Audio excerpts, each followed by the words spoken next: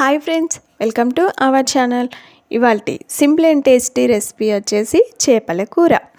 చేపల కూరని ఇలా ఒక్కసారి ట్రై చేయండి ఫ్రెండ్స్. పులుసు చిక్కగా, ముక్క విరగకుండా, నీచు వాసన లేకుండా చాలా రుచిగా వస్తుందండి.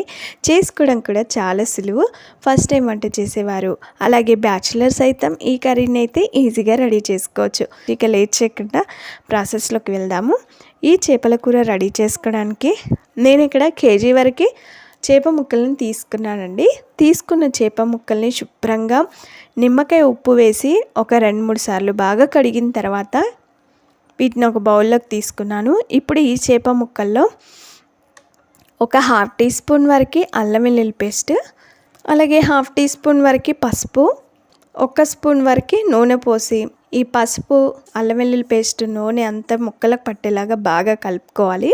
ఇలా ముక్కలకి పట్టించి కూర చేసుకోవడం ద్వారా ఆ ఫ్లేవర్లన్నీ కూడా ముక్కకి పట్టి చాలా రుచిగా ఉంటాయండి. ఇందులో కొంచెం ఉప్పు కూడా వేసుకోవాలి. ఉప్పు ఇక్కడ వీడియో స్కిప్ అయిందండి. స్టవ్ పైన అడుగు మందంగా వెడల్పుగా ఉన్న ఒక గిన్నె పెట్టుకొని అందులో కర్రీకి సరిపడా నూనె పోయాలి. నూనె వేడిన తర్వాత 1/2 టీ స్పూన్ వరకు జీలకర్ర వేయాలి. ఉల్లిపాయ పేస్ట్ వేసుకోవాలి. నేను ఇక్కడ మీడియం సైజ్ ఉల్లిపాయలు 2 తీసుకున్నానండి. ఉల్లిపాయని ఫస్ట్ స్టవ్ పైన కాల్చుకొని ఇలా మిక్సీలోకి వేసి మరీ మెత్తగా కాకుండా ఇలా లైట్గా మిక్సీ పట్టుకోవాలి. ఇలా మిక్సీ పట్టుకున్న ఈ ఉల్లిపాయ పేస్ట్ అంతా కూడా ఆయిల్లో వేసి పచ్చివాసన పోయేంత వరకు బాగా ఫ్రై చేసుకోవాలి. ఉల్లిపాయ పేస్ట్ మొత్తం కూడా ఇలా లైట్గా ఫ్రై అయిన తర్వాత అల్లం వెల్లుల్లి పేస్ట్ వేసుకోవాలి. 1/2 టీ స్పూన్ అల్లం వెల్లుల్లి పేస్ట్ వేసిన తర్వాత ఒకసారి బాగా కలుపుకొని ఇది కూడా పచ్చివాసన పోయేంత వరకు బాగా ఫ్రై చేసుకున్న తర్వాత ఇందులో 2 పచ్చిమిర్చిని ఈ విధంగా చీలికలుగా కట్ చేసి వేసుకోవాలి. అలాగే ఒక 5-6 పుదీనా ఆకులను కూడా వేసుకోండి. పుదీనా వేయడం ద్వారా చేపల కూర మరింత రుచిగా ఉంటుంది. ఇందులోనే ఒక 1/2 టీ స్పూన్ వరకు పసుపు వేయాలి. పసుపు వేసిన తర్వాత ఒకసారి అంతా కలిసేలాగా బాగా కలుపుకొని ఫ్రై చేసుకున్న తర్వాత ఇందులో చేప ముక్కల్ని వేసుకోవాలి. ముందుగా అల్లం వెల్లుల్లి పేస్ట్, పసుపు, నూనె వేసి ముక్కలకు పట్టించాం కదా, ఒకసారి గరిటెతో మామూలుగా కలుపుకోవాలి. మరి చేప ముక్కల్ని ఎక్కువసేపు ఫ్రై చేయకూడదండి. లైట్గా ఫ్రై చేసుకున్న తర్వాత ఇందులో కారం వేసుకోవాలి. చూపించిన స్పూన్తో 2 స్పూన్ల వరకు కారం వేశాను. నీచు కూరలలో ఉప్పు కారాలు కరెక్ట్గా ఉంటేనే చాలా రుచిగా ఉంటాయి.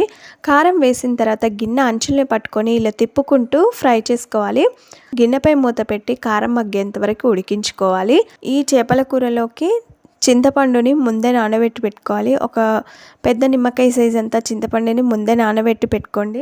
ఇప్పుడు అందులోని గుజ్జునంతా కూడా వేరొక గిన్నెలోకి తీసుకొని కారం మగ్గిన తర్వాత ఈ కూరలో పోసుకోవాలి. చింతపండు రసాన్ని అంతా కూడా కూరలో పోసిన తర్వాత పులుపుకు తగినన్ని నీళ్లు పోసుకోవాలి. గిన్నె అంచులను పట్టుకొని బాగా కలుపుకోవాలి. ఇలా తిప్పుకుంటూ బాగా కలుపుకున్న తర్వాత ఈ పులుసుని మరిగించుకోవాలి. కొద్దిసేపు అయిన తర్వాత చూడండి ఫ్రెండ్స్, ఇక్కడ పులుసు మరగడం స్టార్ట్ అయింది. ఇలా మరిగేటప్పుడు ఇందులో ఇక్కడ 1.5 స్పూన్ వరకు జీరా మెంతి పౌడర్ వేసుకోవాలి. జీరా మెంతి పౌడర్ వేసిన తర్వాత ఒకసారి అంతా కలిసేలాగా బాగా గిన్నె అంచులు పట్టుకొని కలుపుకున్న తర్వాత ఇప్పుడు గిన్నెపై మూత పెట్టి కొద్దిసేపు ఉడికించుకోవాలి. కొద్దిసేపు అయిన తర్వాత మూత తీసి దీనిలో రుచికి సరిపడా ఉప్పు వేసుకోవాలి. 1 స్పూన్ వరకు గరం మసాలా వేసుకోండి. ఇలా గరం మసాలా వేసి గిన్నె అంచులు పట్టుకొని కొద్దిసేపు ఉడికించుకోవాలి. కొద్దిసేపు ఇలాగే ఉంచి మరిగించుకున్న తర్వాత ఇందులో సన్నగా తరిగిన కొత్తిమీర వేసుకోవాలి. ఇలా కొత్తిమీర వేసి ఆయిల్ పైకి వచ్చేంత వరకు ఉడికించుకోవాలి. పులుసు చిక్కగా అయిపోయింది, కర్రీ కూడా రెడీ అయిపోయింది, ఆయిల్ పైకి వచ్చేసింది. ఇలా వచ్చేంత వరకు ఉడికించుకున్న తర్వాత స్టవ్ ఆఫ్ చేసుకొని దీన్నంతా కూడా ఒక సర్వింగ్ బౌల్లోకి తీసుకోవాలి. ఇలా సర్వింగ్ బౌల్లోకి తీసుకొని సర్వ్ చేసుకుంటే అంతేనండి. చూడ్డానికి ఎంతో కలర్ఫుల్గా, నోటికి ఎంతో కమ్మగా రుచిగా ఉండే కమ్మని చేపల పులుసు అయితే రెడీ అయిపోయింది. పులుసు చిక్కగా చాలా రుచిగా ఉందండి. మరి సింపుల్ అండ్ టేస్టీ చేపల కూర మీకు నచ్చిందా? ఆలస్యం చేయకుండా లైక్ చేయండి. ఫ్రెండ్స్కి కానీ రిలేటివ్స్ కానీ షేర్ చేయండి. మీరు ఈ కర్రీ రెసిపీని తప్పక ట్రై చేయండి. మీకు ఎలా వచ్చింది, టేస్ట్ ఎలా ఉందనేది కామెంట్ చేయండి. Thanks for watching. Bye bye.